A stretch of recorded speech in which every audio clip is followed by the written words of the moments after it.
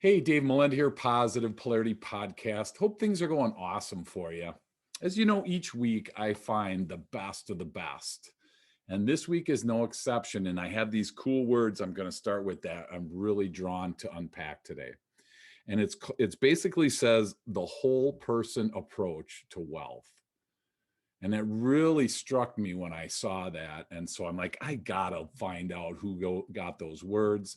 And I'm honored to be hanging out with Julie Ellenbecker Lipsky. How are you today? I'm doing great, Dave. Awesome. President, Senior Wealth Advisor, Ellenbecker Investment Group. That is like a mouthful. So tell us what the heck is going on over at the Ellenbecker Investment Group these days. There's a lot going on at Ellenbecker Investment Group. And when I think about it being a mouthful, I always joke around because I have a long name, Ellenbecker Lipsky. And if I drop the Ellenbecker name, that wouldn't make sense because of Ellenbecker Investment Group. And if I drop the Lipsky name, that would be really bad because I have a pretty awesome husband who supports me and helps keep our family running smoothly. So I do agree it's a mouthful, but trust me, it's worth it. And I don't have Absolutely. any other options. That's so cool. Well, I'm just glad as a kid, how many times did you have to write, your name on the board, man? I just remember that. So I'm glad we're past that. And I'm excited to hang out with you. I really want to learn more about the whole person approach to wealth. So help us understand, when you guys created that, what was the intention behind that? What was the thought process that you had as you built that thought? Well, Ellenbecker Investment Group was started. We're in our 25th year this year, and my mom was really the inspiration and the founder of the firm. And I, of course, was working with her at that time, but was far younger. And when she decided to leave the firm she was at to start Ellenbecker Investment Group, I was right behind her. So although we started the firm together in 1996, our roles were very, very different. I was just following her around and doing everything I could to learn everything she had to teach me. And one of the things that I learned really early on, just from watching her and from the modeling that she provided for me, was that financial planning is not just about the money. And, we have all sorts of little sayings that we've collected over the last 25 years on, whole person financial planning, or how important it is to look at everything. But even though we are a wealth advisory firm and we manage assets, what we've learned is that, that's a part of people's dreams and futures and legacy. And so it's really important to focus on the money, but the whole person is what really matters, because all the money in the world isn't going to matter if your health isn't taken care of, or if you lose the majority of it to taxes, or if it passes on to the next generation in a way that is unhealthy or unsafe for them. So Sure. to look at just the money would be completely short-sighted. Wow. Well, so 25 years, congratulations. Thank you. So you started when you were 9. So Exactly. that's really cool. One of the younger people to start a business. Congratulations. So Thank that's you. that's so cool. And I think that, when I saw the whole person approach, my mind filled with like questions, and then I kind of fill in my own ideas, and it's like, I want to find out from Julie what that means to her. And as I started to research for today, I realized that there's so much more to your firm, than just what you said, the wealth piece. And I know from personal experience, I was on one of your radio shows that's all about the philanthropic efforts that are going on in Milwaukee and things like that. So people say philanthropic, people say these things, and then you kind of look at their life and you don't really see the words lining up with the actions. So kind of walk us through from a business owner's perspective, because you're all about giving back. And I have to say, probably there's a lot of entrepreneurs that maybe they want to give back, Julie, they just don't know how, or they think, oh my gosh, I work so hard to get this, the last thing I'm doing is giving any of it back. So how did you guys develop that thought process over the years? Well, one thing I know for sure is the more you give, the more comes your way and the Sure. more you are gifted to receive. And so Many years ago, we created some core values of Ellenbecker Investment Group, and I share those every time I look at hiring somebody or recruiting somebody to join our firm. And these core values are really important to us. And I explain how we hire people based on them and we transition out based on our core values. And like you said, they're pretty basic. They're things like respect and service and, kindness and acceptance. And they're pretty basic core values. But as basic they are, I'm always surprised how many people, really don't have those as spoken or written parts of their day-to-day life. And so we rely on our core values quite substantially as we make every decision, whether it's an employment decision or a client-facing decision. And two of our core values, on top of integrity and all the other ones that we hold true, two of them are philanthropy and education.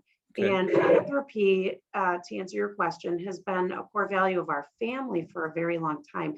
When my mom was, raising me, and I was in high school, and I was about 15 years old, and I didn't have a lot of financial resources at that time, and I wanted to give her a gift. And so I was, keen on making coupon books, like doing the laundry and washing her car. And one of the coupons I gave her was to balance her checkbook. And I was very interested, even as a young kid, at what it would be like to, balance a checkbook. And so I started balancing her checkbook when I was about 15 years old. And in reality, I ended up doing it until I was in my 20s. And then I had to manage my own personal finances. So I had to let her start balancing her checkbook again, but I balanced it to the penny. And one of the things that I learned that was so unexpected in that process was all of the gifting that my mom was giving away to charity. My mother was a single mother raising three kids. We never had an immense amount of resources. I had no idea how much she was giving away. I would balance the checkbook and I would see things like the Alzheimer's Association or the Don Alexa organization or all of these things that I had no idea what they were or what she was doing. And they were substantial dollar amounts from my 15-year-old perspective. And at that point, I really started to realize not only is philanthropy really important to her, but it's going to be really important to me as well. And I'm going to do a better job than she did about telling people about it because she did everything so silently and it was great.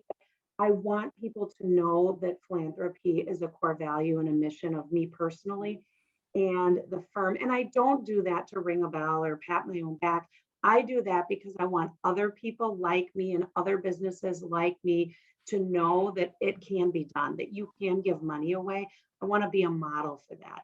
And we do some really awesome philanthropic things at Ellenbecker Investment Group, one of which is the radio show you talked about. We love that. We interview two nonprofits in the Milwaukee community every single week and highlight them because they don't have access to the marketing dollars that some of the larger nonprofits do. So that's a complete and total give back. We donate a percentage of our gross revenue that we earn every dollar that comes into Ellenbecker Investment Group. A percentage goes into our Ellenbecker Investment Group Charitable Foundation. And we give each and every one of our employees an annual grant that they can designate to a charity of their choice. And they have the opportunity to make a video and educate the rest of our team on what they chose, why they chose. And so we're constantly, we're doing it with our children, our grandchildren, our clients, our employees, and the community. So philanthropy is something, my mom and I are really proud about as being a core value of Ellenbecker Investment Group. Wow, that's so cool. And I think about, it's like I said, I go all the way back to your balance the checkbook thing. I mean, I got to say, full disclosure, I'm like in my 50s and I've never once balanced a checkbook. So I'm completely opposite, right? And it's so funny because I did, when my grandma was alive, I actually kind of took over the stuff for her. And it's crazy when you see the money going out on different charities and different things like that. It kind of does bring a different perspective. And there's got to be a fine line for you or kind of a balance of, I want to tell people, about it, but I don't want to say too much. And like you said, I don't want to pat myself on the back. I don't want people to think, that I'm telling you this because I want you to think I'm awesome. So did you kind of struggle with that piece for a while, or was it real clear for you on, how to unpack that with other people? Well, certainly what I do personally and with my family is, more private. Yep. I've been involved on, I've been on boards, I've been directors on boards and things like that where, we do some gifting. We didn't even, it never dawned on me to give a portion of our gross revenue to charity until another business owner told me that they do it. Okay. That was very eye-opening for me because, it was something where we were having a casual conversation. Actually, they were having a casual conversation with my mom, and they said, "Hey, I give 5% of all my, gross profits to a charity, or 2%, or whatever the number was." And I remember my mom telling me, "Isn't that cool?" And I was like, "Yeah, let's do it." So what I've had, because of people sharing what they're doing, Yep. instantly my mom and I were both on the same page, and we started doing it several years ago because we loved the idea. So for business owners that are listening today, or entrepreneurs, it's about sharing what you're doing so that you can guide and mentor other businesses to do it. I would not be doing it today, probably, had I not heard from another business owner that I respected that Sure. has values in alignment with ours. I maybe wouldn't have even thought to do it. And then the idea of getting our employees involved so they can all be apostles for philanthropy. I don't, I think people know us and know where our passions and values lie. And so I've never felt torn on sharing what we're doing. I'm sharing what we're doing so I can encourage other people to do it as well. That's so cool. And I think that, I secretly think that you guys are awesome because, I look at your company and I'm like, and I've done some work with you guys, in the past for different things that we've done together. And it's interesting to think about, your face is on a billboard, you're on a radio show, you guys are all over the place. And, sometimes you can be like looked at as like, oh my gosh, why are they doing this? And then there's times that you give back. And I just love, the philanthropic community weekly show that you have. I mean, you have a little studio set up, you have a producer. I mean, you really do that right. And everything that you do seems to be like so right. I mean, you have an education center, you invested, dollars and cents into that. So, are there, is it hard for you to decide where to, kind of navigate those things? Or like you said, an idea comes and you look at your mom, go, oh my gosh, that's awesome, let's do it. I mean, is it, are they that like that sometimes like that? Or is this stuff years in the making? And the reason I ask is, again, people are listening and this is a new concept for some, where they're not really used to giving back. I mean, maybe they're not, faith isn't a big part of their life. And so the church thing, they're not really involved there. And everything that comes in, they're trying to find ways to pay the government as little as possible. If they could get, childcare for free, they would. I mean, not in that it's right or wrong, but there's a different perspective. And so that's what I really want to kind of learn from you, is that perspective of when you see something, it's like, wow, like, do we just jump in, or is there planning that's involved in these types of things for you guys? Well, business owners are motivated by different things. All of us actually are motivated by different things. And Hmm. as I hire employees and I hire people and work with business partners, I always try to find what is that true motivation. Some people are motivated by money. Some people are motivated by power. Some people are motivated by independence. Other people are motivated by, development and growth and giving back. None of those are right or wrong. It's not bad to be motivated by money or Right. power or philanthropy. None of it's right or wrong. It's just important to understand what motivates you. And I'm very, very blessed because I am in a business with my mom. And my mom and I are very, very different, but we have the same common goal.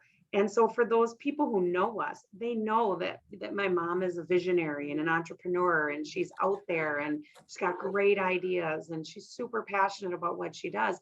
And for people who know me, people see those same skill sets in me, but I tend to be more of an architect. I tend to be more of the tactical person that can help implement some of the ideas that my mom has had. So together we're perfect, right? We joke around all the time about, we're the gas and the brake. She's the gas, I'm the brake. And again, neither are right or wrong, but Yep. we both know that you cannot drive a car just stepping on the gas. You will implode very quickly. You also can't move forward very well just stepping on the brake. So we know that we need each other, and we know that we have this common goal. So although we get there very differently, we're always focused on the same goal. Luckily, we're also motivated by the same thing. Motivation for both of us is about giving back. It's about leaving a footprint. It's about leaving a legacy. It's about making sure every single person we touch is better off after we interact with them than they were before. Um, we are not motivated by some things that other people are motivated by. So for us, it's never hard to make those decisions. We're also women, and I think women tend to have a ability to listen well to their intuition. And it's like that. My mom always says it's she uses the Oprah phrase of it's the whisper before the scream. And we work really hard to listen to that whisper and follow our intuition because it has never steered us wrong. So when we make decisions, a lot of times it's first and foremost, does it help us get closer to our common goal? And then secondary, does it feel right? Does it feel right? There are many times I have said to her, it just doesn't feel right in my tummy. Like Yeah. I don't like it. I don't know why I don't like it. I don't like it. And she has said the same thing to me. So because we've had this opportunity to work together, we've been able to just stay focused on our goal and support each other, and then be each other's, you know, uh, reminder or advocate when maybe we need to look at something differently. So Wow. it's pretty cool. It's been a good journey for sure. Well, and there's a ton to unpack there. So thank you for sharing all that and making yourself vulnerable.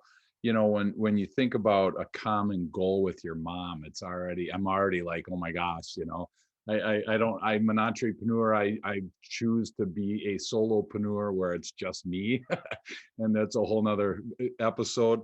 But it's interesting that you have that comfort level, you have that peace, you have that, you have that strength to be able to, work through that. And I think a lot of people, you use the word motivation, and I think a lot of people listening, a lot of clients I work with, it's hard for them to answer that question of what motivates you.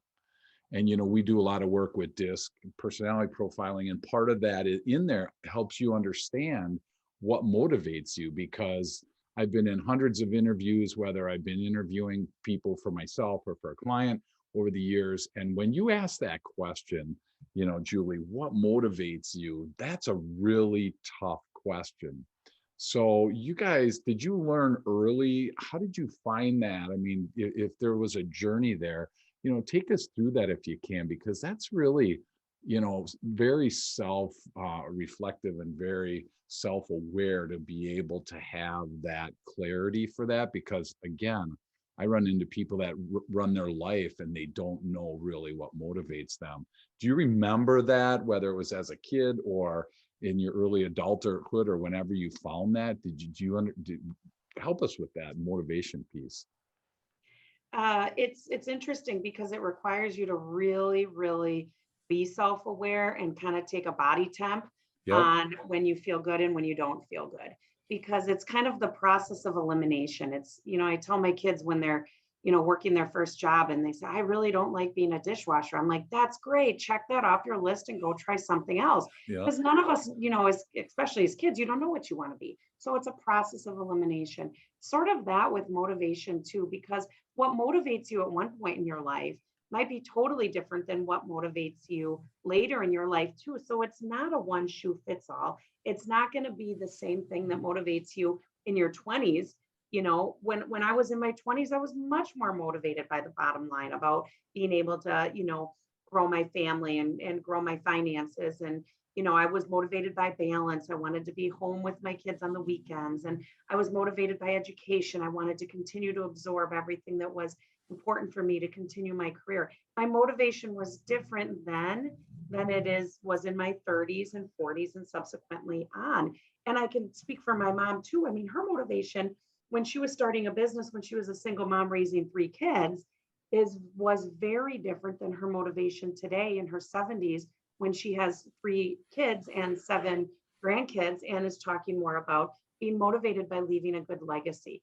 So it you just have to take a body temperature. And if you don't know what it is, it's like when you make a good sale, are you most excited about the commission check that's coming your way? Or are you most excited about the difference that you made in that person's life? Are you most excited about big clients versus little clients? Are you more excited about giving back? Or are you more excited about giving back with education? It's kind of like just taking that body temp and understanding that your motivation is important to understand. It's worth trying to investigate. It's kind of like figuring out your why, right? That's been really, really important for a lot of people in the last few years to spend some time studying why they do things. Sure. And then also, most importantly, be willing to change it. Our motivation changes all the time. Wow. You know, that's important. That's awesome. I think that, that's a really good check-in point for anybody that's listening is, Julie said, check your body temperature, how self-aware are you of what's going on around you? I mean, it's great as drivers on the freeway when you're trying to, sneak your way in on an on-ramp, you can tell how self-aware people are around you by how much space they let you in. And for whatever reason, there's certain people in life that they're just not giving that 20 feet up in front of them. For you can be behind me all day, but you're not getting in front of me, right? Not right or wrong, good or bad, it just is. And I think the more that you're aware, to Julie's point, you can take this body temperature and then you can start to really unpack what does motivate me. And I remember asking one guy or a general question in a training I was doing somewhere in the country. And the guy said, what motivates me is my mortgage, and at first in my mind, I was like, boy, I hope that there's more to it. And, I think he was probably a one word kind of guy, and that just summed up his, my family, my interests and things like that. But whatever it is for you that motivates you, there's no right or wrong to it. The better that you can own that, I think, then the more you can live intentionally. I mean, Ellen Becker Investment Group lives so intentionally. I mean, we're talking about, a charitable foundation. We're talking about philanthropic radio. I mean, the things that we're talking about here are not norms in and around, entrepreneurs today. And if I'm going to run a radio show, I'm like, what do I get out of it? What's in it for me, right? America's favorite radio station is WIIFM. What's in it for me? And I get that. And so, and I love the fact that it does shift, because quite frankly, I never thought of that until you said that. So now you even are higher on my list of cool people because you said that. And I never thought, I just figured once the motivation doesn't change. But you know what? It really does. So I really appreciate that. And your website's filled with, different opportunities that you're giving back to the community. So what is the Charitable Foundation? EIG is Ellen Becker Investment Group. So you have the EIG Charitable Foundation. What does that do? Well, the Charitable Foundation, we created many, many years ago, back when we started Ellen Becker Investment Group, and it started to take form over the last, 5 or 10 years as we've been able to fund it more rigorously through Ellen Becker Investment Group revenue. But what we do with that is we have a board of directors and we have employees involved, and we support a lot of different organizations. We support a lot of different organizations focused on education, focused on health, both physical and mental health. We support multitude of veterans organizations.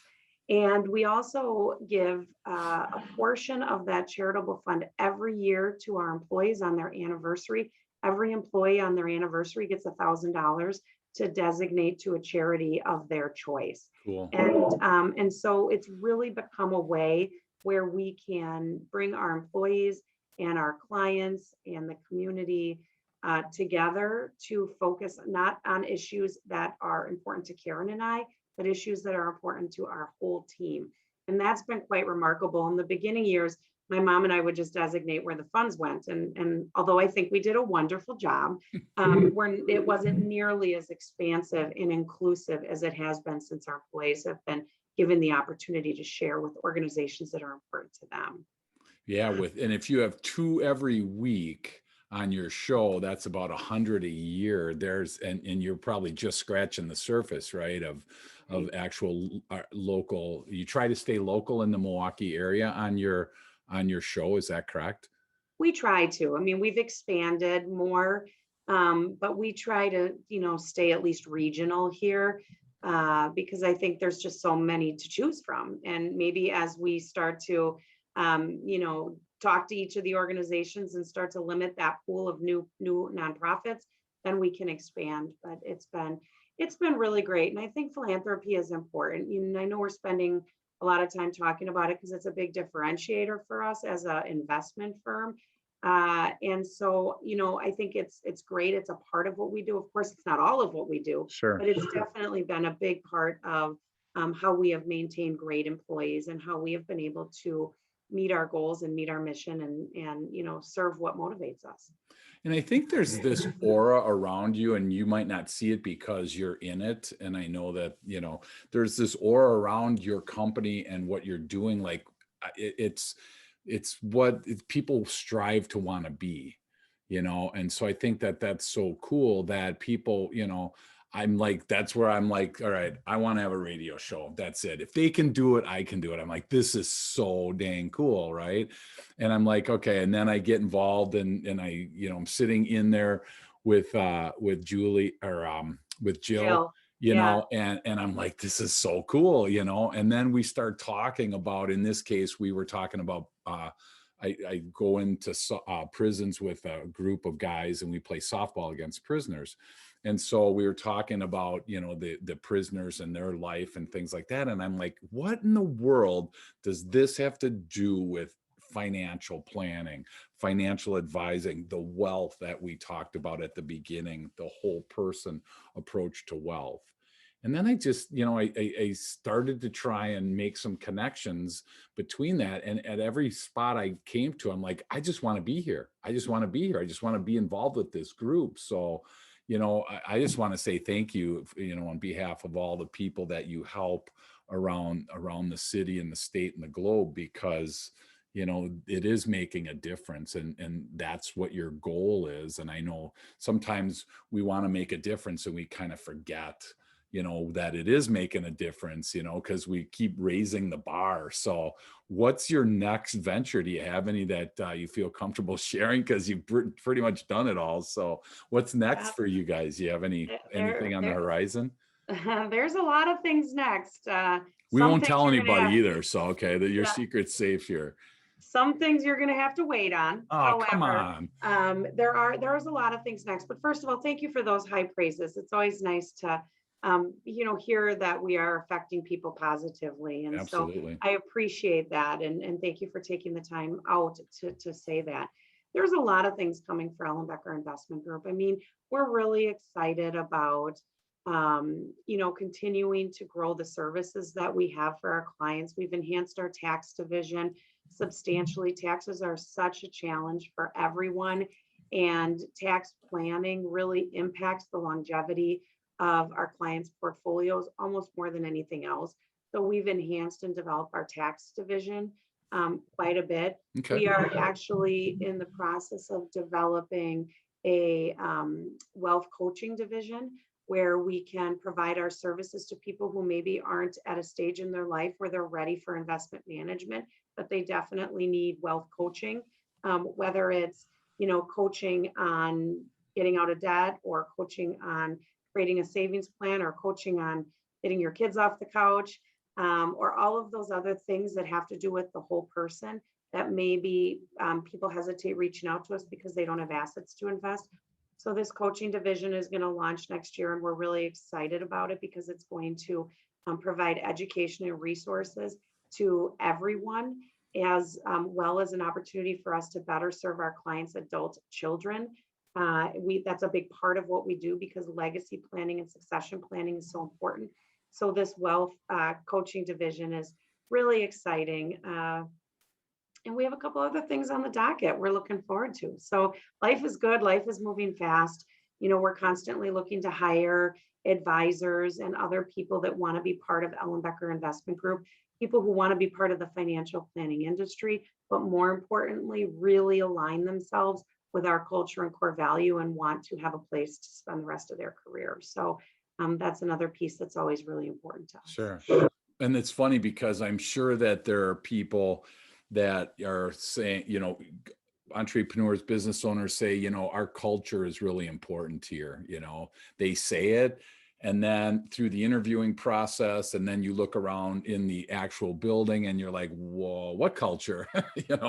So I would think in your case, it's different because if you don't fit in, if I came to you and I wanted to work with you, but I was all about me, and I thought that philanthropic wasn't this and the customer wasn't this, it wasn't really important. What all that was important was me making a ton of money, or me, whatever, me fill in the blank.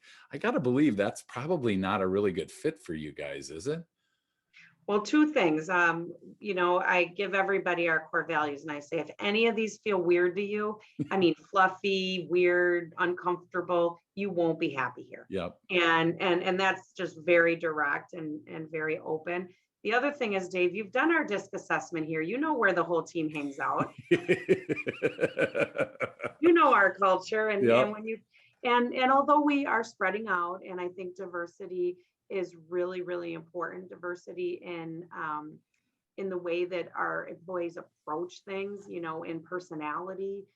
We can't all have yellow, sunshiny personalities all the time. So I know it's important to get into the green and the red and all the other areas. But our firm is pretty heavy on a culture that is very clear. And when you came in and worked with us very closely on disc assessment, I think you recognized that as well. Yep. And the people that are going to be less comfortable here. Doesn't mean we're not going to hire them. It doesn't mean we're not going to explore that. But it does mean that we have to understand how better to communicate and how better to relate to those employees so that they can still be focused on the common goal, still be appreciated for their differences, and yet, still be a really good, impactful, service-minded person on our team. And I think that's another, feather in your cap. So you have, at the time, I think you had about 20 people on your team, and so you invest time and energy for each person to take an assessment, understand themselves, understand how to communicate with each other. I mean, we sat down with the whole group and we had, a ton of laughs, and, there's a lot of learning, and like you said, education is really important. So, that's the other thing is, if I'm a listener and I'm not necessarily, I don't know a lot about financial planning, do you tend to come alongside with people early on, or is that more what that coaching piece next year is going to be, all about? Well, from an investment management perspective, another real big differentiator of our firm is that we don't have any minimum account sizes. Okay. So when you talk to other firms in the area, or you hear advertisements and they say, if you have $1 million, call us, or whatever, that's a very different approach to financial planning that we have at Ellenbecker Investment Group. We have advisors who are able to coach clients of all asset sizes, whether you're a novice or whether you are an emerging investor or a developing investor, or if you are a legacy investor. There are all sorts of levels of information, and you're at a different phase in your life. So our goal is to make sure we have a solution available for all investors. We really believe that every individual deserves financial planning, regardless of how much money they have. And so that's why we've created opportunities for anybody and everybody to come to Ellen Becker Investment Group, receive financial planning, develop a plan, whether you have, $1,000 or $10 million, it doesn't matter. Our goal is to make sure that we've paid attention to your tax situation, that your estate plan is taken care of, that you have life insurance and that you've protected for your income and your family, that you're educated, that you're saving for your kids' education. There's all of these things that we pay really close attention to. And we feel strongly that we will never turn anybody away here. Instead of developing minimums, we have developed programs and people and processes to service everybody. Wow. And that's rare because I laugh about that too when you hear that radio show or radio commercial. If you have assets over X, we invite you to call us. And it's just like, I get it, but it's like, wow, there's already like this elitist attitude, like, and maybe that's part of their idea is I have to work to get to a point. You're looking at accepting me where I am, coming alongside with whatever I have, and being able to find ways to, what's your goal? Do you want to double that? Do you want to give it away? Whatever your goal is. I'm assuming there's a pretty in-depth kind of connecting process that goes along for new people if they want to, get work with you guys. How does that work? What's the kind of the first step and say, yeah, I'm interested. You have all these people. Who do you pair me with? I mean, if you can kind of, as we start to come in for a landing on this today, if you can kind of share how that works, I'd love to learn more about that. We definitely have a process. And on our webpage at ellenbecker.com, we have videos of all of our advisors. So if you want to take a look at our advisors and look them in the eye, and although I always say, radio is so much easier than videos. So be kind when you look at our videos. But you can learn a lot about us that way. Give us a call and schedule a complimentary review. We kind of call them discovery meetings or a complimentary meeting to just kind of find out where you are. You will be asked a few questions when you give us a call in terms of your goals and your objectives and what you're looking for, and so that we can pair you with the right advisor. We have all of our advisors have specialties in different areas.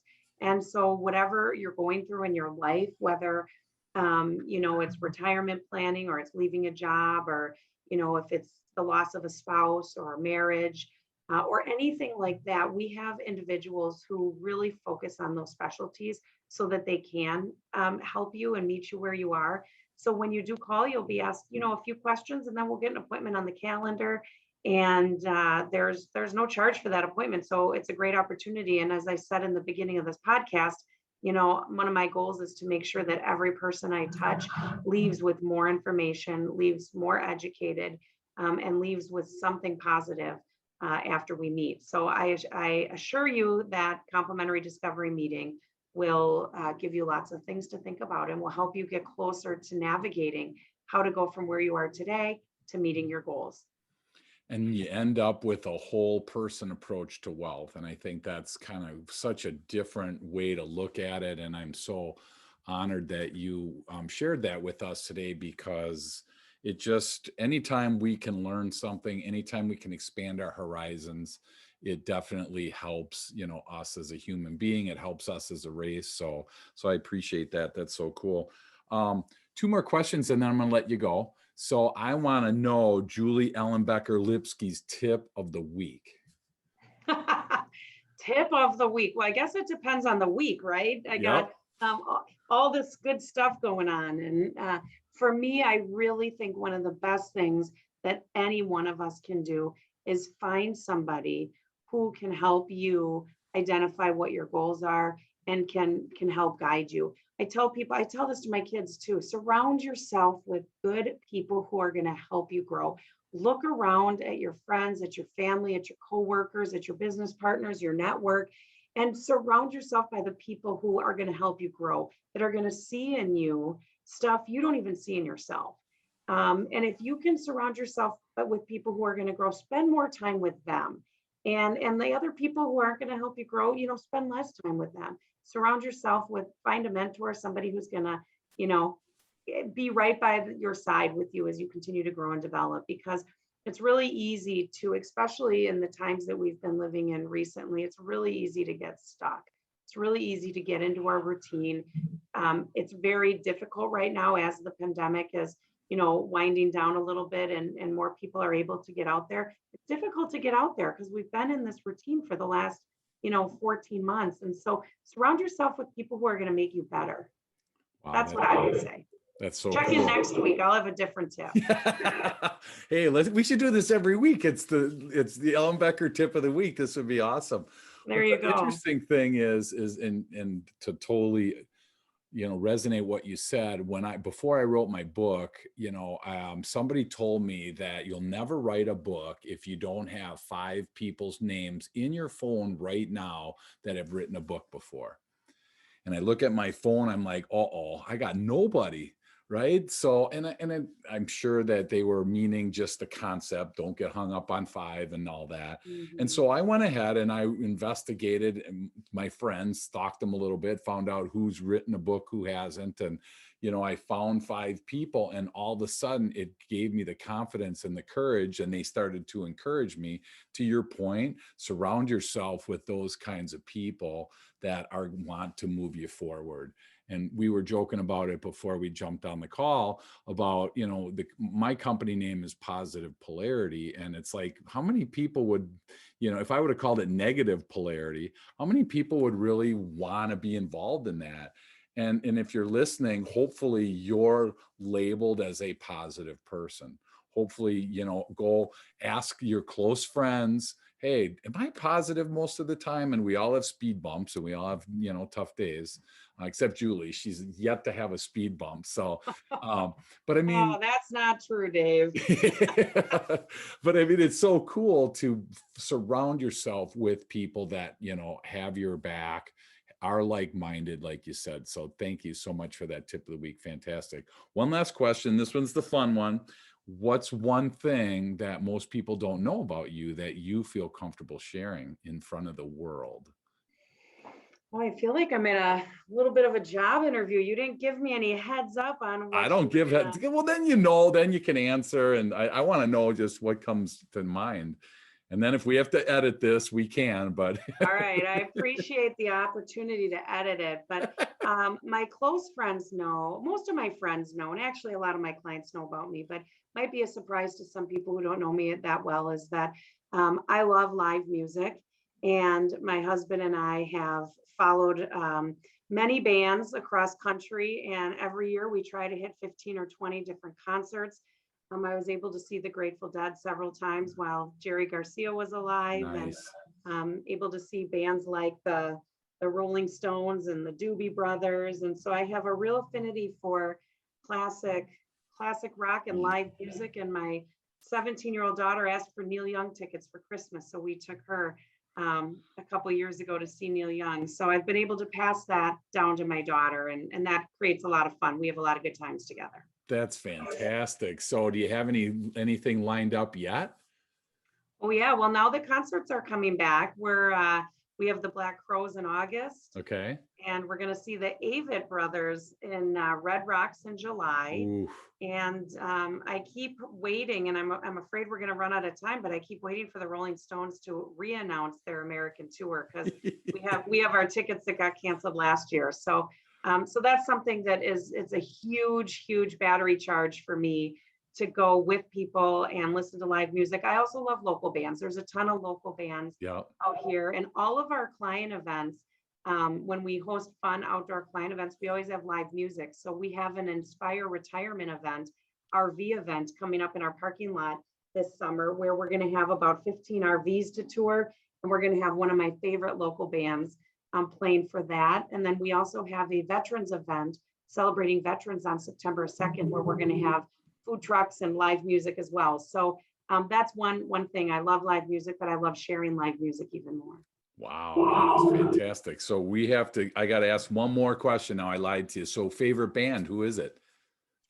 Oh, that changes. I have a top 10 list. I won't go into the whole thing, but I really have been enjoying lately either the Avett Brothers, which are really awesome. Check them out. I also like the Tedeschi Trucks band a lot. Those are the two that are probably on my radio the most these days. Okay. But there's I have a hunt. I mean, Jackson Brown has been my longtime favorite. I love Neil Young and the Allman Brothers and the Dead. So it's a ton. Wow. I almost gave you my whole top 10 there. That's awesome. Hey, that's awesome. Well, thank you so much. I love hanging out with you. It's so cool to find people in town, that actually, share some of the same, passions that I share. And it's just fun. And it's even more fun when you're able to share it with the world and let them know, hey, you know what? You don't have to do it for me. Just check these out and see if they make any sense to you. Any of the stuff that we talked about here is definitely worth finding ways to move your business forward. If people want to learn more about you, if they want to reach out to you, Julie, direct, what's the best way for them to connect with you? Just, I would say go to ellenbecker.com. That's probably the easiest way to connect with us. You can tour our office that way. You can listen to all of our radio shows. We talked a little bit about Milwaukee's Philanthropic Community Radio Show, but we also have Money Sense that we've hosted for over 30 years. We have a lot of recordings on our webpage. We create 4 wonderful in-house newsletters every year, and there is an archive of those. Those are amazing ways to just get educated and to learn more about us. As I said, we have our videos and bios and a contact us button and all that good stuff. So check out ellenbecker.com. And your video was awesome. Okay. Just so you know, you did a great job on your video. So give yourself some credit. I appreciate that. Awesome. Well, thank you so much again for all this information. I took a ton of notes, and I love the accountability here to take this information and actually do something with it. Find somebody today that you can change their life in just a little touch, whatever that looks like. You have no clue what that ends up looking like. So again, I appreciate the time, Julie, and look forward to seeing you at one of these concerts here in the near future. That'd be fantastic. So you might Likewise, feel Dave. that Thanks you, for having me you today. might feel that little tug on the back of your, and turn around and it's me. So, because I know you'll have seats ahead of mine. I just know that that's just the way you roll. So Oh, not always, but it'd be fun to run into you there. awesome. Well, have a great day. All right, you too, Dave. Take care.